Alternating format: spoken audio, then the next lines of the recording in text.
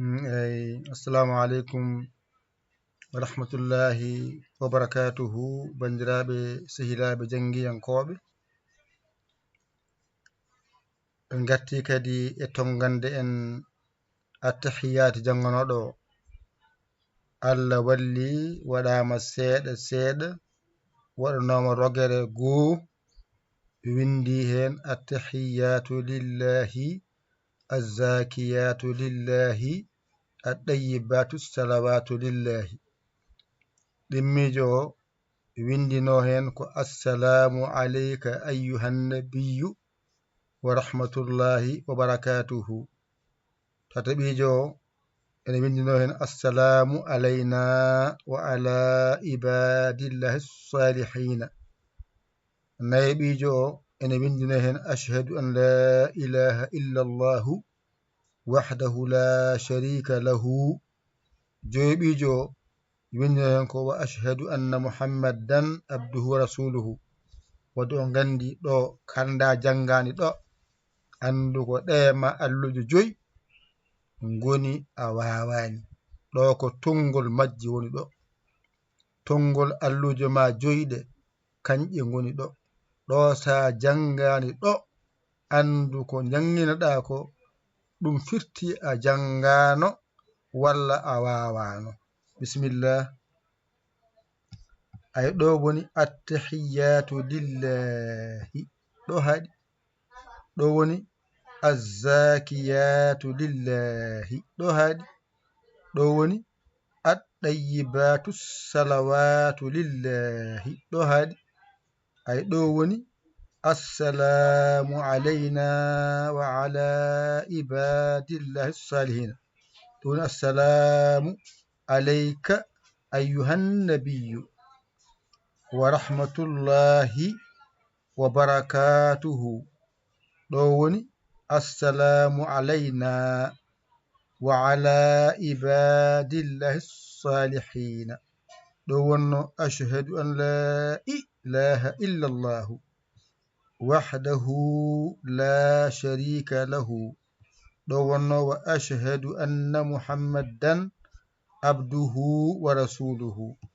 joni noon birnen janggen alluwal ngal ɗo gandata ko janganmi ko ene yaade mbawkama bisimillah janggen attahiyatu lillahi azzakiyatu lillahi aɗayyibatu salawatu lillahi assalamu alayka ayyuhan nabiyyu wa rahmatullahi wa barakatuhu assalamu alayna wa ala ibadillahi salihina ashhadu an la ilaha illa allahu wahdahu la sharika lahu wa ashhadu anna muhammadan abduhu wa rasuluhu ɗum woni taye ɗum ɗo sa wawi ɗum kadi kala ko wiyete julde farilla e julde naafila to bange taye mum a gayni a wawi a serte majjere nde ɗo hankay ko wiyete taye kay a gayni to naafila mum so farilla mum ɗum ɗo to watte kala dara ɗimmere walla ko wayno witri darde sakkiti nan ɗon ni fayi so naafila ɗiɗi fof ɗum jangete hen farilla ɗiɗi fof ɗum jangete hen gasi attahiyatu lillahi azzakiyatu lillahi aɗayyibatu salawatu lillahi assalamu alayka ayyuhan nabiyyu wa rahmatullahi wa barakatuhu assalamu alayna wa ala ibadillahi salihina ashhadu an la ilaha illa allahu وحده لا شريك له وأشهد أن محمدا abduhu wa rasuluhu. ɗum jangde nafata. a yi a hollama limto, a hollama hijjo, ɗo ko rendinde e tarde gasi. ɗo sa tataɗo tan andu ko limtoma hijjoma ɗiggani. limto hijjo so ɗiggi kala ko winda masa a jangani andu ko limtoma hijjoma won ɗiggani. wadde attahiyatu lillahi azzakiyatu lillahi الطيبات الصلوات لله السلام عليك أيها النبي ورحمة الله وبركاته السلام علينا وعلى عباد الله الصالحين أشهد أن لا إله إلا الله وحده لا شريك له وأشهد أن محمدا عبده ورسوله التحيات لله الزاكيات لله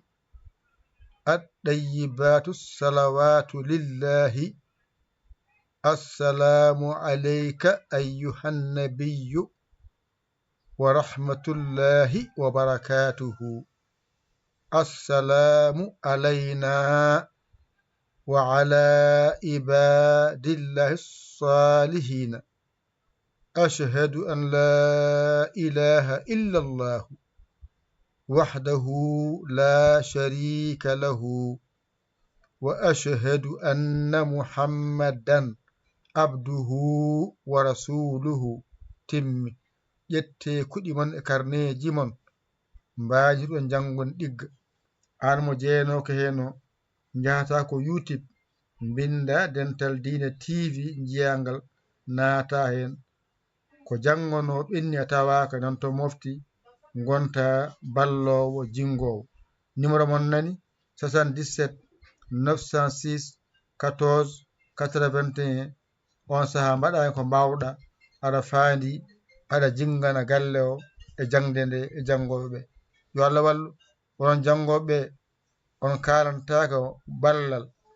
ko ɓeyto koye kalante ballal ɓe jangani hen ɓe jingana on duuso on e jangde. onon kadi jangoɓe alal baji mon e duuso mon e galle he courant wifi connexion barme o en jiya ɗum wadde enen ballata ɗum nden nden jingguinen ɗum. amin jiɗi jangguine de wadde ballemi min jangguina. amin jiɗi walludirde mon de ballemi namin ballidira on. wadde somin goni gata on mbiya on jarama jokke golle min beltima dawon e dañi mon kewon kala mon ɓarna posuji moɗon oɗon punta min ala min dañi puntani on onon koye punti min onon punti min onon jeehoɓe dewɓe keɓa mbaɗa e barmeji posuji garta mbimi on jarama jokke golle on punti min minen kam min puntani on. so min piini min gacca haaju amen min gara e mon min jangguina on no wiyano no wiranno. alhamdulillah Allah ko gonga. nanɗo mbaɗɗo hen waɗani hoore mum mbiɗo waɗani ala wawi mum tawa mi yiyata kam ala kam no yima no yiduma e gollal ma. ƴetton mbaɗen hen balle mon 77 906 14 81. gasi mbaɗiɗa Allah jingana jangde nde e duusa jangde nde. yo Allah wallu en nande famde wadde hen wayide Allah ko musidɗo mon guiɗo mon saabu Allah Yaya Ly Kola Sénégal. alhamdulillahi rabbil alamin on jarama wassalam.